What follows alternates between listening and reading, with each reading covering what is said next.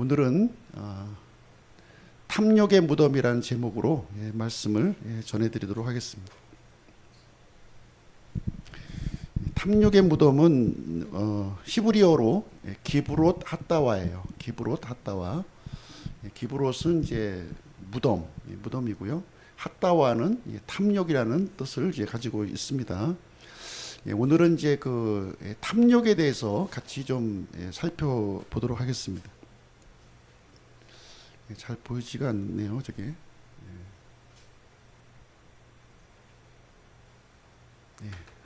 제가 읽어드리겠습니다. 교만과 그 탐욕인데요. 교만과 탐욕은 굉장히 긴밀한 이렇게 연결 관계에 놓여져 있어요. 긴밀하게 연결되어 있습니다. 우리가 전에 이제 교만에 대해서 살펴보았고요. 마귀의 성품 중에서 또 한 가지는 이제 탐욕입니다. 탐욕. 그래서 탐욕과 교만은 상호 이렇게 연결되었다 이렇게 보시면 되겠습니다. 교만은 지나치게 자신을 높이려는 그런 욕망이 되겠고요. 이것은 이제 잘난 체하고 타인을 경시하는 모습으로 나타납니다. 교만이 이제 위험한 건 뭐냐면 스스로 인식을 못한다는 거예요. 내가 교만한 것을 알면 고칠 수 있는데 교만은 이제 고칠 수가 없는 거죠. 내가 인식을 못하기 때문에. 그리고 이 교만은요, 탐욕으로 또 이어지는 거죠. 탐욕으로 이어집니다. 이 탐욕은 어떤 의미를 가지고 있냐면 만족하지 않고 지금 내가 가지고 있는 것을 만족하지 않고 더 많이 가지려고 하는 욕망을 이제 얘기하고 있습니다. 이것은 자기 중심적인 사고예요. 타인을 이제 상관하지 않고 자기 중심적으로 생각하고 있는데 이 탐욕이 위험한 것은 무엇이냐면 브레이크가 고장난 기관차와 같다는 겁니다. 이 탐욕이 한번 이렇게 쌓이게 되면 통제가 안 된다는 거예요. 통제가 마치 브레이크가 고장난 기관차처럼 폭주하는 모습을 이제 보여주고요. 교만으로 또 이어진다고 하는 사실이죠. 그래서 서로 상승 효과를, 교만과 탐욕은 서로 상승 효과를 이루고 있습니다. 우리 사람들은 욕구가 있죠. 다 욕구가 없으신 분들은 없을 거예요. 우리가 식욕도 있고, 우리 잠자는 욕구도 있고, 또 안정의 욕구도 있고, 인정받는 욕구도 있고, 이런 욕구들이 있는데, 이 욕구가 사람에게 주어진 욕구는 무한하다는 겁니다. 무한하다는 거예요. 여기에 이제 문제가 있는 것이죠. 적정한 절제된 욕구는 굉장히 긍정적으로 사용되어질 수 있는데요. 그러나 절제되지 않은 욕구는 굉장히 이제 위험하게 우리에게 이제 일어나고 있습니다. 예를 들어서 설명드리면요, 모두가 이렇게 봉급 생활자들은 이제 급여가 이제 올라가길 다 원하고 있죠. 또 잘 살기를 원하고, 좋은 집에서 살기를 원하고, 좋은 차, 이렇게 여러 가지 좋은 환경에서 살기를 원하는 마음이 있는 거예요. 그런데 이것은 이제 어느 정도 시간이 지나면요, 적응을 하게 된다는 거예요. 아무리 좋은 것이 나에게 주어져도 당시에는 굉장히 만족하는데 조금만 지나면 이제 적응을 하게 되면서 더 많은 것을 요구하게 된다는 것이죠. 봉급이 올라가면 좋아요. 너무 행복합니다. 그러나 그것이 또 적응이 되면 더 많은 봉급을 받기를 원한다는 거예요. 그것이 사람의 욕구이기 때문에 이것이 마치 해 가는 거죠. 계속 쳇바퀴처럼 계속 순환하면서 굉장히 이 무한대로 올라간다는 거예요. 근데 문제는 뭐냐면 이 욕구는 무한대로 올라가는데요, 우리 현실은 받쳐주지 못하고 있는 거예요. 그러다 보니까 결국은 욕구를 만족시키는 것을 통해서 우리가 행복해지는 것이 아니라 오히려 불행해지는 결과를 이제 낳게 된다 하는 것을 얘기해 주고 있습니다. 그래서 욕구라고 하는 것은 이렇게 절제된 욕구가 굉장히 필요하다 하는 것을 이제 성경은 가르쳐 주고 있는 것이죠. 예수님께서도 이 문제에 대해서 언급해 주셨어요. 누가복음 12장 15절에 보시면 그들에게 이르시되 탐욕을 주의하고 조심하라. 이게 통제되지 않는 욕심을 얘기하고 있는 것입니다. 사람의 생명이 그의 풍부한 소유물에 있지 아니하니라. 그래서 소유물을 많이 늘린다고 해서 이렇게 우리가 만족하고 행복하는 것이 절대 아니다 하는 것을 여기서 말해주고 있어요. 일시적으로 우리는 만족감을 얻을 수 있는 거예요. 그런데 여기에 속으면 안 된다는 거죠. 여기에 속으면 안 돼요. 그것을 얻는 순간 더 많은 것을 우리는 이제 요구하게 되는데, 그래서 원함과 현실의 이 괴리는 끊임없이 등장하게 되는 것이고요. 이 격차가 이제 많을수록 많을수록 우리는 이제 불만족스러운 그런 삶에 살게 된다는 것이 되겠습니다. 그 행복의 비결을 좀 오늘 아침에 말씀드리겠습니다. 세 가지 키워드인데요. 세 가지 키워드. 행복의 키워드. 이것만 해도 우리가 만족한 삶을 우리가 매일같이 살 수 있을 것 같아요. 첫 번째는 생의 의미고요. 생의 의미. 두 번째는 관계. 세 번째는 현재입니다. 이 행복은 미래가 아니에요. 미래. 지금 주어지는 거, 지금 주어지는 것인데요. 지금 주어지는 나의 삶에서 의미와 가치를 발견하는 겁니다. 그것이 굉장히 중요해요. 비록 내가 수용소에 갇혀 있을지라도, 감옥에 갇혀 있을지라도, 아니면 또 병상에 누워 있을지라도요. 이 생의 의미를 내가 발견하는 것이 굉장히 중요합니다. 생의 의미, 하나님께서 나에게 부여해 주신 이 생의 의미와 목적을 발견하는 거예요. 그 다음에 관계죠. 관계. 지금 현재 나와 함께하고 있는 사람들과의 관계를 풍성하게 하는 겁니다. 우리가 모르는 사람하고 관계를 풍성하게 하기가 힘들죠. 저기 미국에 있는 사람, 뭐 저기 호주에 있는 사람하고 이렇게 관계를 풍성하기 힘듭니다. 그래서 현재 지금 이 장소에서 함께 있는 사람들과 이렇게 풍성한 관계를 누리는 것이 행복의 키워드라는 거죠. 키워드. 근데 현재 가까이 지금 한 장소에 있는 사람과 관계가 풍성하지 못하다면 행복하지 못할 거예요. 그래서 적극적으로 이것을 우리가 좀 기도하고 찾아야 될 필요가 있겠습니다. 자, 탐욕의 결과를 한번 보겠습니다. 탐욕의 결과, 이게 적절하게 제동이 안 됐을 때 문제를 얘기하고 있는 거예요. 그런즉 욕심이 잉태하면 죄를 낳고 죄가 완료되면 사망을 낳느니라. 그래서 탐욕이 이제 불법을 이제 일으키고요. 그래서 죄를 짓게 되고 결국 결말은 사망으로 이끌어간다. 탐욕이 사망으로 이끌어간다는 거예요. 그래서 과도한 통제되지 않은 이 욕심은요 굉장히 위험하다는 거예요. 굉장히 위험합니다. 그래서 이제 마귀가 즐겨 사용하는 미끼가 바로 욕심이에요. 욕심이라는 미끼를 딱 던져놓는 거예요. 욕심. 그러면 그것을 무는 순간 멸망의 길로 가게 되는 것을 성경은 우리에게 가르쳐주고 있습니다. 자, 오늘은 이 탐욕의 무덤, 기브론 핫다와에 대해서 같이 한번 좀 성경의 본문을 살펴보기를 원합니다. 키워드는 탐욕, 하나님의 처방, 탐욕의 결과, 탐욕과 십계명과의 관계, 탐욕에서 벗어나는 길, 요 내용까지 같이 한번 오늘 오전에 살펴보도록 하겠습니다. 유익이 될까요? 보겠습니다. 이스라엘이 이제 광야 생활을 이제 하는 중인데요. 탐욕에 빠진 이스라엘의 모습을 성경은 이제 기록하고 있습니다. 여기 보시면 그때 주께서 모세에게 이르시되 보라 내가 너희를 위해 하늘로부터 빵을 비같이 내리리니 백성이 날마다 나가서 정한 양을 거둘지니라. 이로써 그들이 내 법 안에서 거리려 하는지 거리려 하지 아니하는지 내가 그들을 시험하리라. 광야에 나온 이스라엘 백성들에게요 하나님께서는 필요한 것들을 공급해 주셨습니다. 필요한 것들을. 처음에 이제 먹을 것이 다 떨어진 거예요. 먹을 것이 떨어졌는데 광야에서는 먹을 것을 구할 수가 없었던 거죠. 그래서 이제 불평하고 원망했어요. 그랬더니 모세가 하나님 앞에 이제 기도했는데요. 그 기도를 하나님께서 들어주셨습니다. 어떻게 응답하셨냐면 만나를 내려주신 거죠. 하늘에서 만나를 내려주셔서 이스라엘 백성들, 당시 이스라엘 백성들의 인구가 한 200만 명 정도 되었을 것으로 추정하고 있습니다. 200만 명이 충분히 먹을 수 있는 만나를 이 광야에, 풀 한 폭이 나오지 않은 이 광야에서 이스라엘을 먹여 살렸다고 성경에 기록이 되어 있습니다. 이 시점은요, 출애굽 후에 2달째의 그 시점이 되겠습니다. 처음에는 빵을 가지고 나왔겠죠. 2달째쯤 되니까 가지고 나왔던 빵을 다 이제 소진이 된 거예요. 그때 뭐 난리가 난 거죠. 우리를 광야에 데려와서 우리를 다 죽이려고 하느냐 이렇게 불평을 하게 되었을 때 하나님께서 불평을 들어주시고요. 하늘에서 만나를 공급해 주셨습니다. 이 만나의 유효 기간은 이제 하루였어요. 하루. 딱 하루. 하루가 지나면 벌레가 나고 먹을 수가 없었습니다. 그래서 매일같이 이거 만나를 거두어야만 했고요. 6번째 날에는 2배, 2배를 주셔서 이틀을 이렇게 먹을 수 있도록 이렇게 하셨습니다.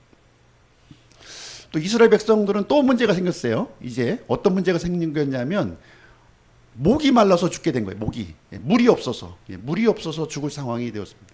광야에서 물을 구할 수가 없는 거죠. 그래서 불평하고 원망하고 우리를 광야에 데려와서 우리를 죽이려고 하느냐 이렇게 했을 때 모세가 이 문제를 가지고 하나님께 나아갔어요. 그랬더니 하나님께서 어떤 방법으로 물을 주셨냐면 반석에서 물을 이제 내어 주셨다고 하는 것입니다. 보라, 내가 거기서 호렙에 있는 반석 위에서 내 앞에 서리니 너는 그 반석을 치라.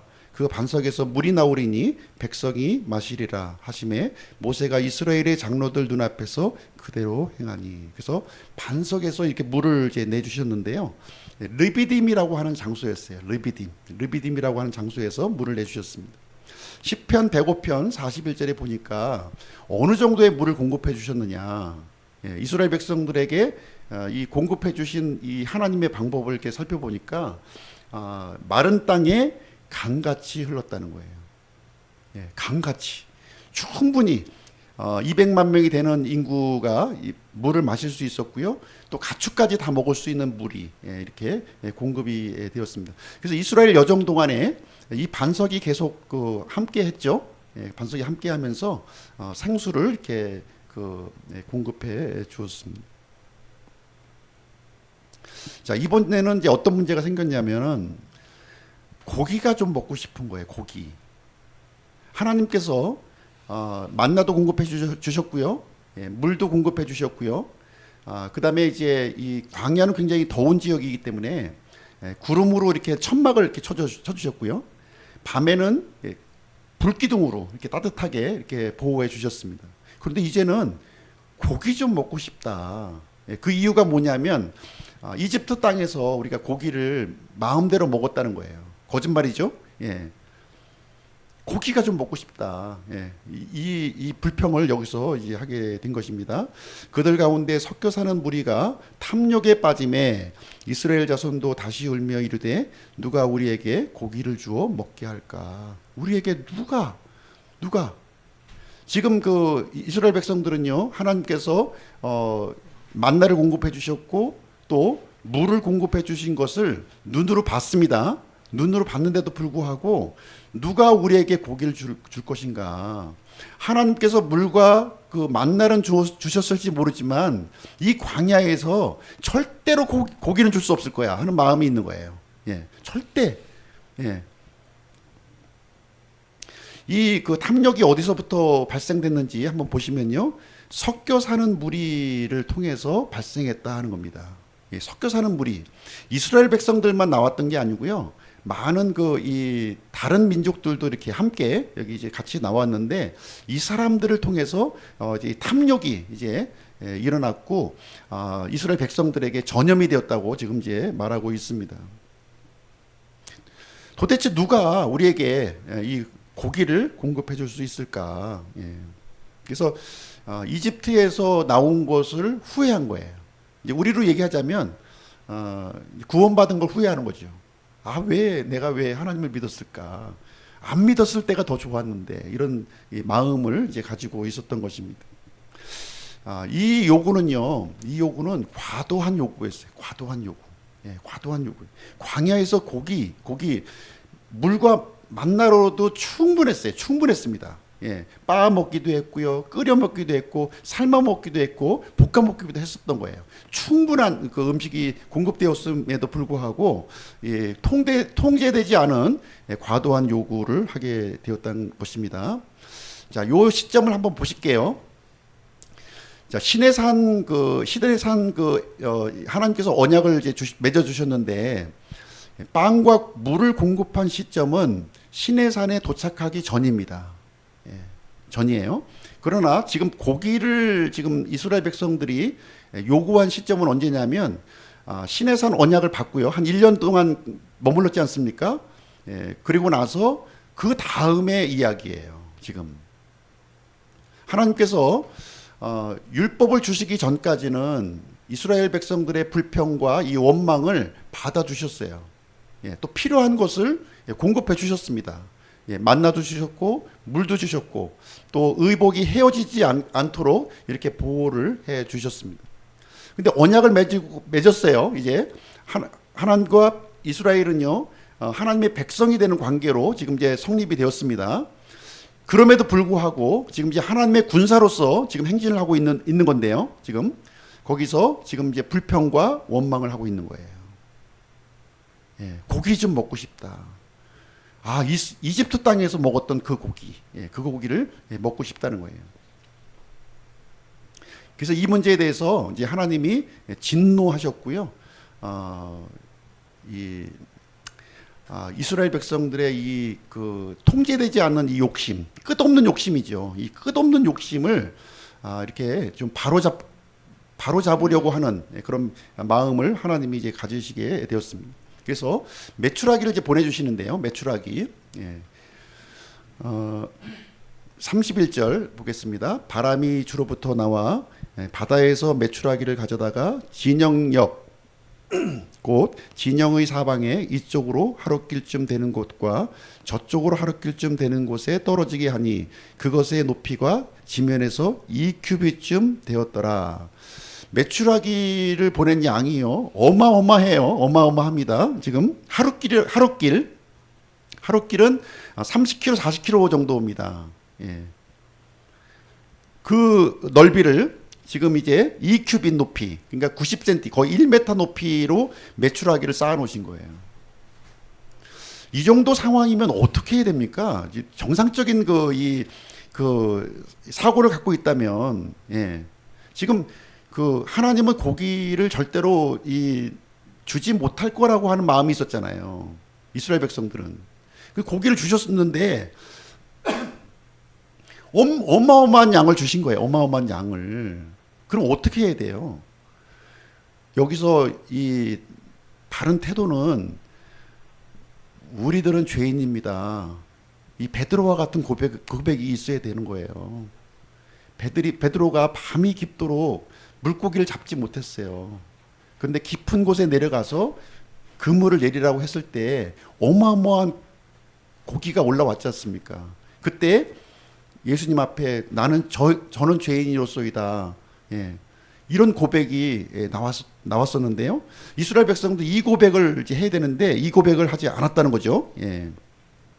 이스라엘의 반응을 한번 보겠습니다. 백성들의 반응.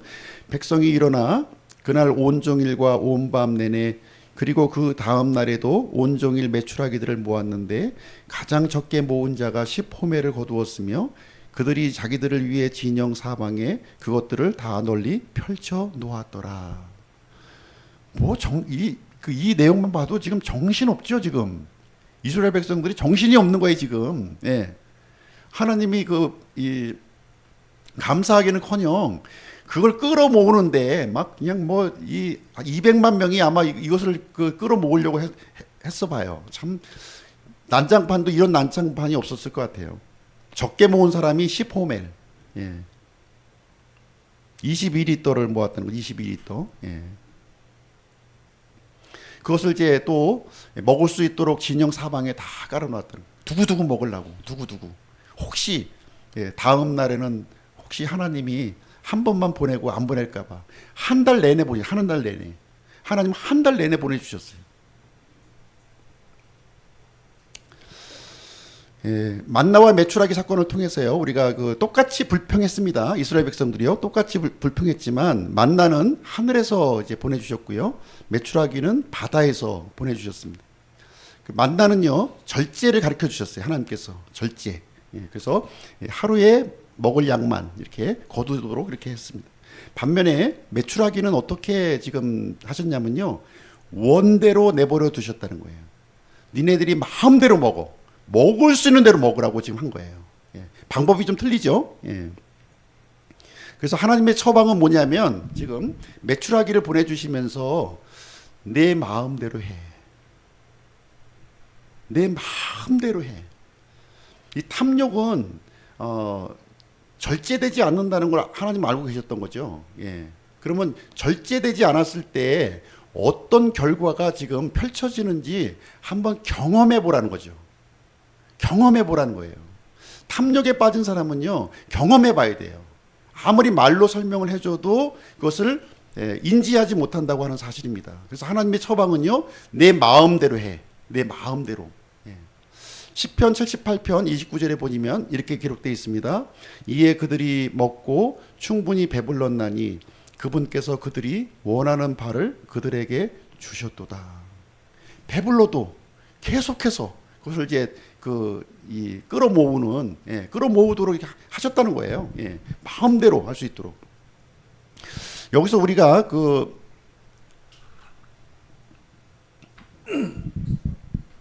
하나님의 어법을 우리가 좀 배워야 돼요.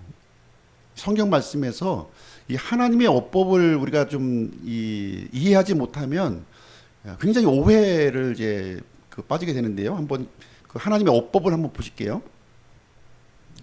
반어법을 사용하십니다. 하나님께서는 반어법.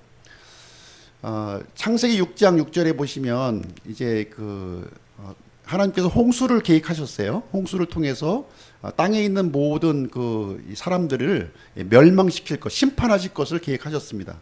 그러면서 하시는 말씀이 이 말씀이에요. 주께서 땅 위에 사람을 만드신 것으로 인해 슬퍼하시고 그것으로 인해 마음에 근심하시며, 이런 표현이 이제 나오거든요.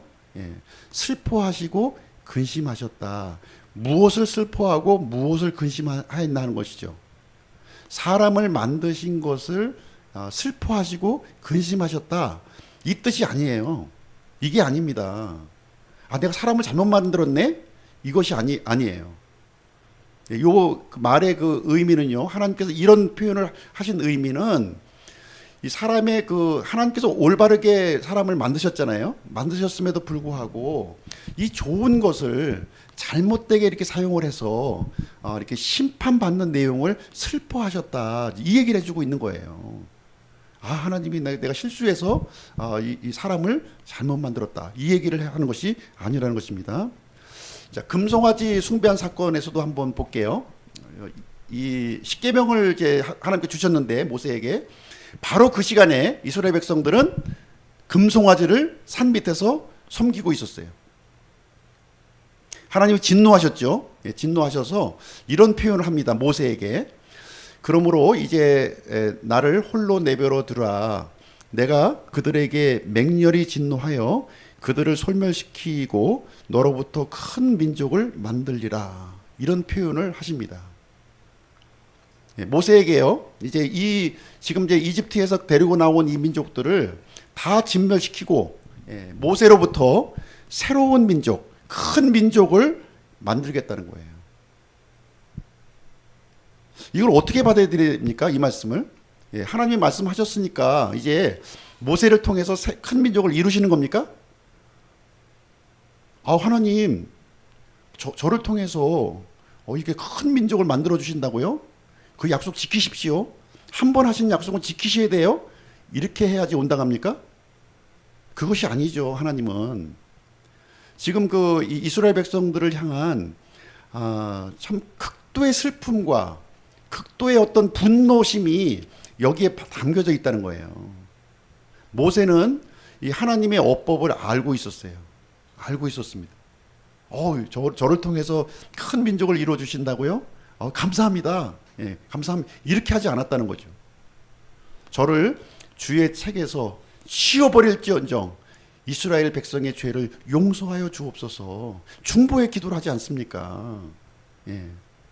하나님은 이런 표현을 굉장히 많이 해요. 이것을 고지고대로 문자대로 받아들이시면 안 된다는 겁니다. 하나님이 모세로부터 큰 민족을 만드시겠대. 하나님이 말씀하시는 거니까 이루시는 거야, 이렇게 생각하시면 안 된다는 거예요.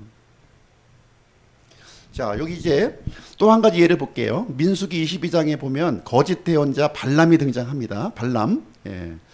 이 모압 왕 발락이 이스라엘 백성들이 막 이렇게 이제 몰려오는 것을 보고 저주해 달라고 요청을 한 거예요. 이 발람 대언자에게. 그렇게 했을 때 이 발람이 하나님께 물어봅니다.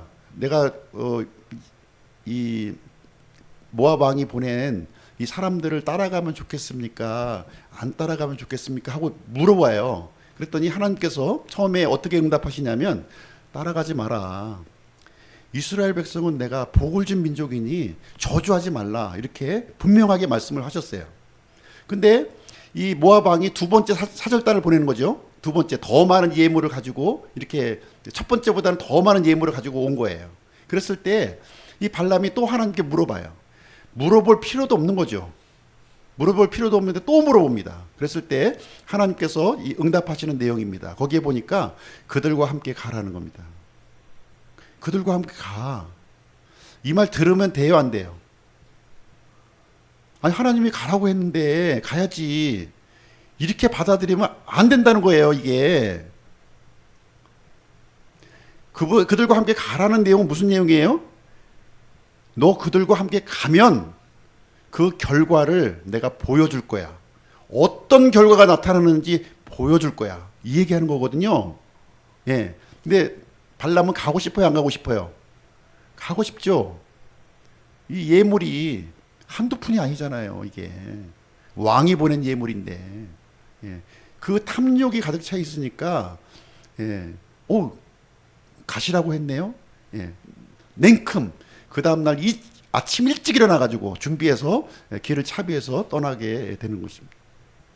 우리 발람이 어떻게 멸망했는지 우리 알고 있잖아요. 그죠?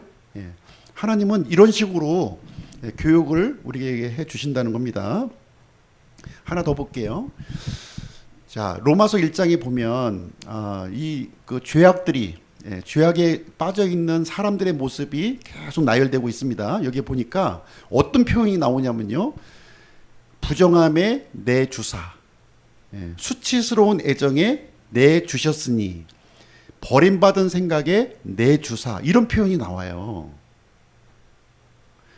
이 사람들이 이 부패한 생각으로 이렇게 가득 차 있으니까 하나님께서 어떻게 하냐면 너 돌이켜야 돼. 그렇게 하면 안 돼. 얘기하는 것이 아니라 그래, 그렇게 해. 그렇게 해봐. 이렇게 하는 거거든요. 그렇게 해봐. 그럼 뭐 하겠다는 거예요? 그것을 통해서 그 결과를 가르쳐 주시겠다. 지금 이 얘기를 해주고 있는 거거든요. 어떤 결과가 일어나는지. 예. 하나님과 끊어졌을 때, 하나님께서 이렇게 내버려 두었을 때 어떤 결과가 일어나는지. 우리가 부모 자식 간에도 마찬가지예요. 부모 자식 간에도 이게 참 이렇게 고집을 피우고 막 이렇게 부모에게 이렇게 막 욕을 하잖아요. 그럼 어떻게 합니까? 예. 처음엔 안 돼. 하지만 자꾸 얘기하면 알았어. 네 마음대로 해. 이렇게 하잖아요. 그 마음대로 하라는 것이 어떻게 받아들여야 돼요? 부모님이 허락하셨네? 예. 내가 마음대로 해야지. 이렇게 받아들였을 때는 잘못 해석한 거예요. 이것을. 부모님의 마음을. 그래서 이 버려두심의 이 재앙이 참 무서운 겁니다. 무서운 거예요. 상관하지 않겠다 하는 것이 참 무서운 거예요. 이것이 이제 결국은 종착지는 지옥불로 들어가는 겁니다. 지옥불. 예. 지옥불로 들어가는 거예요. 이것을 우리가 좀 이해할 필요가 있고요. 자, 교만은 모르고 멸망하는 거예요. 자기가 교만한 줄 모르고 멸망해요. 예. 자아도취죠. 자아도취에 빠져 내가 최고야 하는 마음이 항상 있는 것이고요. 이 탐욕은 알면서 못 빠져나와요. 분명히 이거 잘못된 것 같아. 내가 봐도 과도한 것 같아. 그런데 못 빠져나온다는 거예요. 왜? 그 탐욕이 마음의 중심에 있기 때문에. 하나님이 마음의 중심에 있는 게 아니에요. 물질이 마음의 중심에 있다는 거죠. 하나님이 아닌 다른 것이 내 마음에 있으니까 못 빠져나오는 거예요. 그래서 결국 교만과 탐욕은요, 그 종착지가 멸망이요, 지옥이다. 이렇게 성경은 분명하게 이렇게 우리에게 알려주고 있는 것이고요. 탐욕에 빠지시면 안 돼요. 탐욕에 빠지면 결사적으로 빠져나오셔야 됩니다. 내가 통제할 수 없는 상황으로 우리를 방치하시면 안 됩니다. 예. 자, 탐욕의 결과, 이스라엘 백성들이 이제 이 탐욕의 결과를 모습을 볼게요. 33절, 고기가 아직 그들의 이 사이에 있어 그들이 씹기도 전에 주의 진노가 백성을 향해 타올라 주께서 매우 큰 재앙으로 백성을 치셨으므로. 하나님께서 큰 재앙으로 이스라엘 백성들을 치셨다고 지금 얘기하고 있습니다. 하나님의 기적을 목격했다면 반드시 거기에서 회개하고 이렇게 돌이키는 모습을 우리가 가져야 되는데 돌이키지도 않았고요. 감사하지도 않았던 거예요. 먹는데 정신이 없어요. 먹는데. 그래서 그 고기가 이빨 사이에 끼어 있어서 씹기도 전에 하나님의 진노가 떨어졌다 이렇게 말씀하고 있습니다. 그래서 그 무덤을 기브론 핫다와라고 이제 성경은 기록하고 있는 거예요. 그래서 이것을 이제 본보기로 삼으신 거죠. 멸망의 본보기로 이렇게 삼아 주신 겁니다. 탐욕의 종착지 기브론 핫다와입니다. 탐욕의 종착지, 멸망, 무덤. 이스라엘 백성들은요, 이 탐욕에 눈이 가려져서 왜 내가 이집트에서 나왔는지, 내가 왜 가나안 땅에 가는지 그것을 전혀 알지를 못했다고 하는 사실입니다. 이런 그 사례가 성경에 보시면 이 탐욕의 눈이 멀어서 멸망한 사례들을 한번 보실게요. 어떤 사례들이 있는지. 첫 번째 인물은 이브입니다. 이브가 탐욕의 눈이 멀어서 어떤 일이 일어났는가요? 창세기 3장 6절에 보면 하나님께서 먹지 말라고 한 그 나무를 보니까 사람을 지혜롭게 할 만큼 탐스러운 나무이므로 이렇게 얘기하고 있어요. 탐심이 그 이브의 마음속을 이렇게 장악을 한 거죠. 그래서 이브는 하나님께서 금지한 그 과실을 따먹는 결과를 맺게 되었고요. 또 남편까지 줘서 온 인류가 죄와 사망의 종로를 하게 만들게 됐습니다. 두 번째 앞서 살펴본 이 발람입니다. 발람도 탐욕의 눈이 멀어서 이스라엘 백성을 하나님 앞에 범죄하게 만들었고요. 멸망의 본보기가 되었습니다. 또 한 인물은 게하시예요. 엘리사의 종이죠. 엘리사의 종이었는데 이 게하시가 이 나병 환자였던 그 누구죠? 그 장군 이름 나아만 장군의 나병을 이제 고쳐줍니다. 어떻게 고쳐줘요? 요르단 강에 가서 7번 물에 잠거라. 그렇게 하면 깨끗해질 것이다 해서 나아만 장군을 한 푼의 이 어떤 대가도 받지 않고 고쳐서 이제 돌려보냈어요. 근데 이제 그 게하시가 가만히 이 스승님의 모습을 보니까 돈이 너무 아까운 거예요. 이렇게 엄청난 일을 해줬는데 좀 그 대가를 조금 받아야 되지 않는가. 그래서 이 게하시가 돌아가고 있는 나아만에게 달려가서 거짓말을 합니다. 우리 주인이 마음이 바뀌어가지고 좀 그 가져온 예물을 좀 받았으면 좋겠다고 지금 나에게 전했다는 거예요. 그걸 거짓말이에요. 그러니까 나아만은 당연히 내가 고쳤으니까 감사하잖아요. 감사한 마음에 이 옷 두 벌과 이제 그 금덩어리를 이렇게 건네주게 됩니다. 그래서 게하시는요, 탐욕의 눈이 어두워서 나아만과 엘리사를 속여서 이제 물질을 이제 취하게 됐는데요. 그래서 나아만의 그 나병이 어디로 왔어요? 게하시에게 이렇게 자기 온 몸이 하얗게 나병 환자로 이렇게 변하게 되었습니다. 자, 또 한 사람도 볼게요. 탐욕의 눈먼 사울입니다. 사울. 하나님께서는 이 사울에게 그 사명을 주셨어요. 어떤 사명을 주셨냐면 아말렉 족속을 진멸하라는. 사울은 아말렉 족속을 진멸할 힘이 있었습니까? 힘이 있었어요. 그래서 진멸하라 이렇게 명령을 하셨습니다.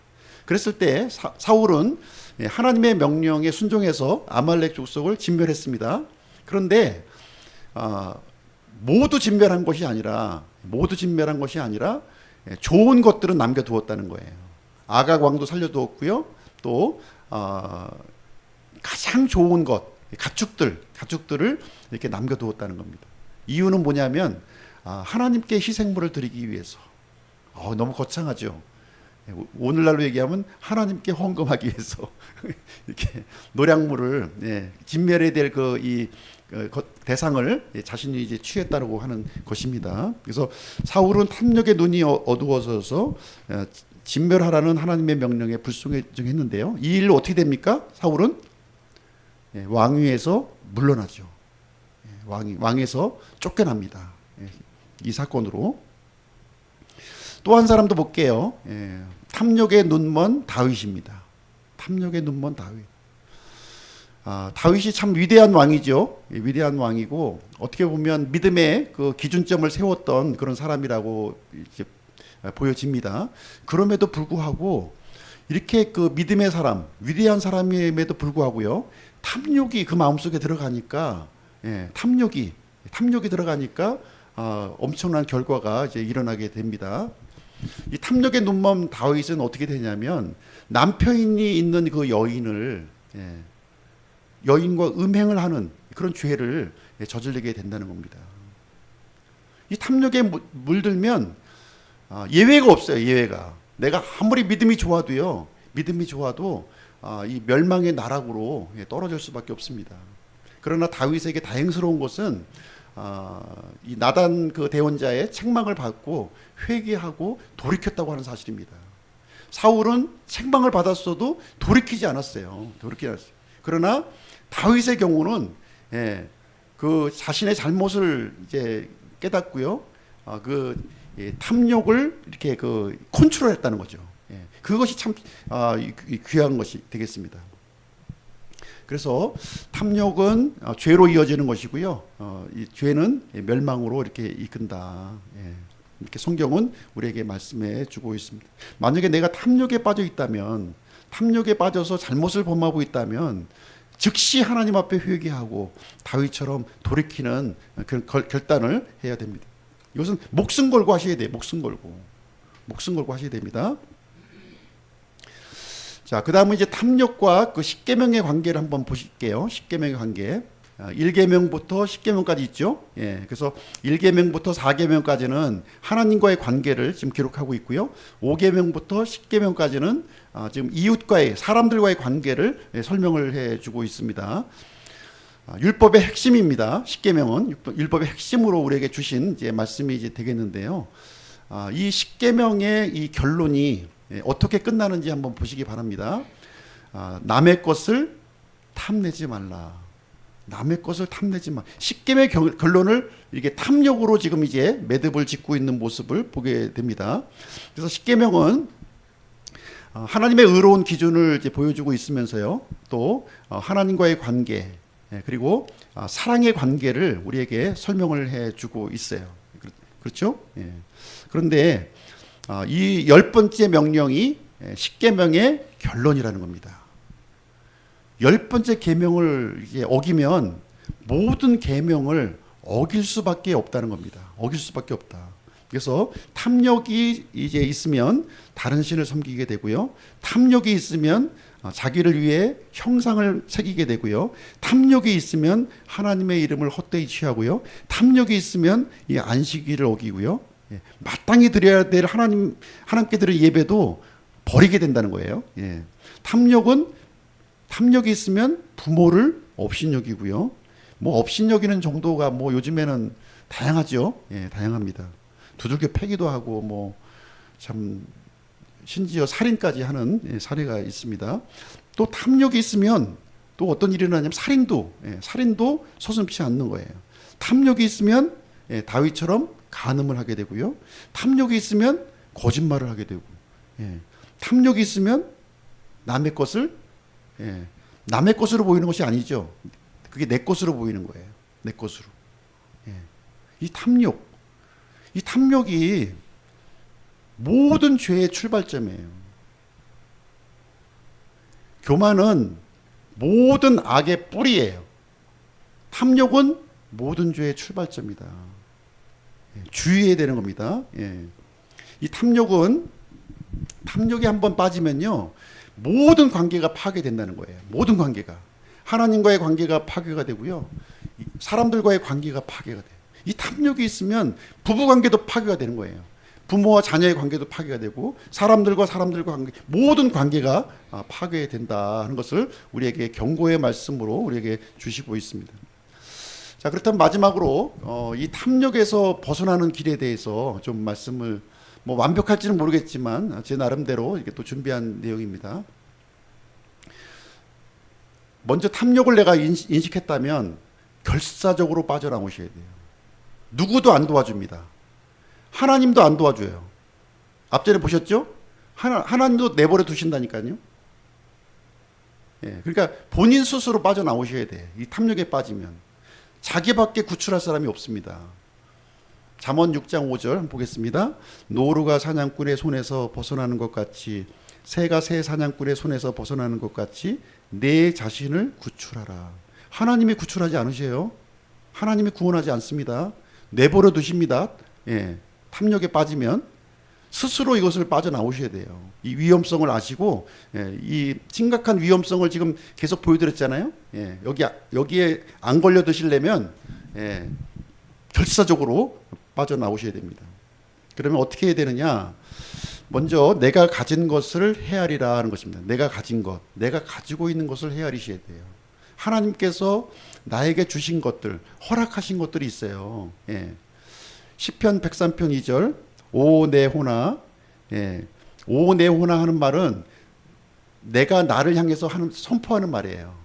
내가 나에게 자문자답하는 거죠. 주를 찬송하며 그분의 모든 은택을 잊지 말지어다, 이렇게 하고 있습니다. 하나님께서 나에게 베풀어 주신 이 은택, 예, 이 은택을 헤아려 보라는 거예요. 헤아려 보라. 예, 그것을 남의 것을 헤아리지 말고요, 내 것을 헤아려. 내 것을. 내 것을 이 비교 의식에 빠지면, 예, 비교 의식에 빠지면 탐욕에 빠지기가 너무 쉬워요. 저 사람 저거 갖고 있네. 내가 가지고 있는 걸 갖고 있네 하는 순간 탐욕에 빠질 수가 있다는 거예요.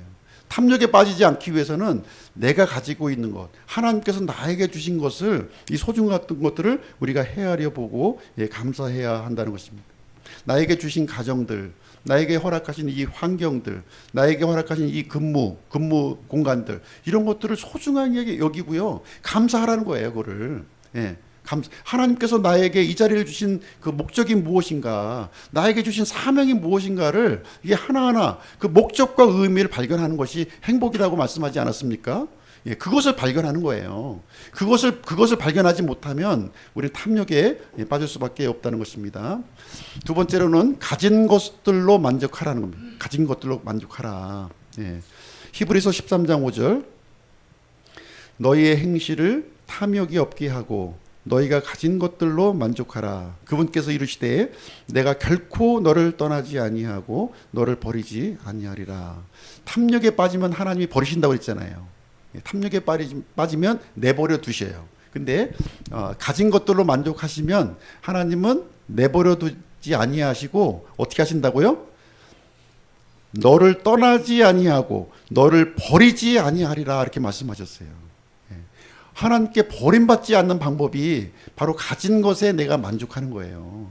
하나님이 나와 가장 가까운 곳에서 나를 지키시고 보호하시고 인도하신다, 이 말씀을 우리에게 해주고 있습니다. 그래서 하나님을 신뢰하고 현재 주어진 삶에 충실하라 하는 것입니다.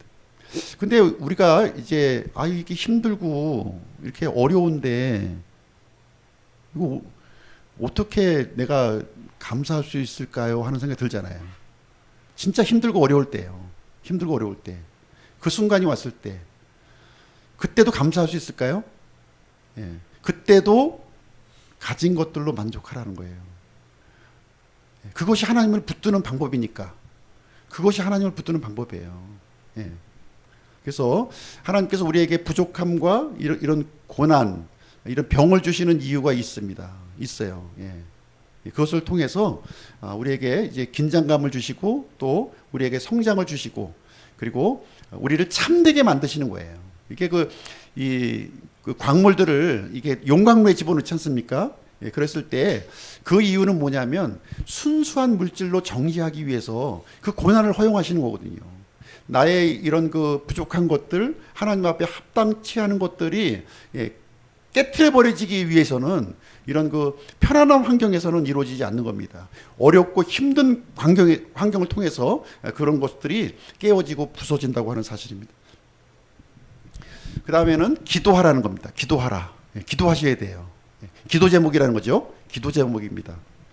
너희 가운데 고난을 당한 자가 있느냐? 그는 기도할 것이요. 즐거워하는 자가 있느냐? 그는 시를 노래할지어다. 말씀하고 있습니다. 그래서 나에게 허락된 환경을 받아들이시고요, 이것을 통해서 하나님을 붙드시는 그런 계기로 삼으시기 바랍니다. 나를 그런 모든 비록 어려운 환경일지라도 그것을 나를 참되게 하는 그런 이 방법이라고 하는 사실을 우리가 받아들일 때 우리가 그것을 견딜 수 있다고 생각합니다. 자, 다음은요. 거룩한 욕망으로 바꾸라는 거예요. 거룩한 욕망으로 바꾸라. 예. 갈라디아서 5장 24절 그리스도께 속한 자들은 애착들과 정욕들과 함께 육신을 십자가에 못 박았느니라. 우리가 구원받았다면요. 예, 지금 어떻게 성경은 우리에게 말씀하고 있냐면 우리의 애착들과 정욕들이 십자가에 못 박혔다는 거예요. 다시 얘기하자면 우리 구원받은 사람들은 새로운 존재가 되었다는 거예요.